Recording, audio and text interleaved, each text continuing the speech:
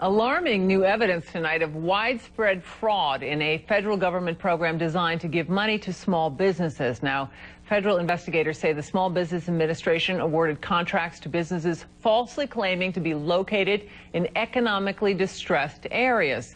The agency even gave small business contracts to some of the country's biggest companies.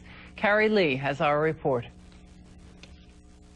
Two government reports this month find the Small Business Administration awarded hundreds of millions of dollars to undeserving companies over the last 2 years.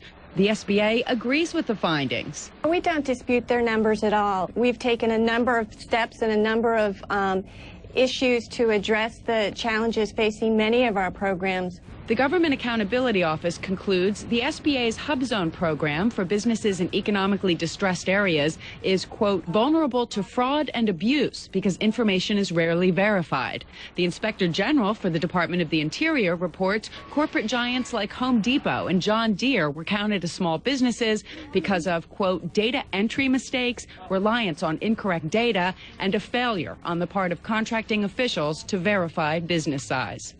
Those mistakes also helped the SBA towards its goals. It's not miscoding, it's intentional, and then in many cases it's outright federal contracting fraud. So I think the Bush administration has completely fabricated and falsified the government's compliance with the congressionally mandated 23% small business contracting goal.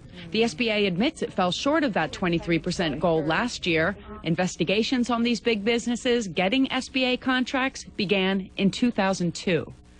Now, any large firm that misrepresents itself as a small business to win a contract is guilty of felony. The Department of the Interior refers any suspicious activity to the Inspector General, but DOI and SBA sources, Kitty, tell us that there haven't been any prosecutions for misrepresentation. So meanwhile, all of this money is being awarded to companies that don't deserve it, and sometimes those companies misrepresenting themselves but not getting in trouble for it at all. It's hard to see how some of these companies can represent themselves as a small business. They're household names. Right. And, you know, in the GAO report, the GAO made up 4 fake companies blatantly not following the rules, and they still were awarded the certificate that they needed.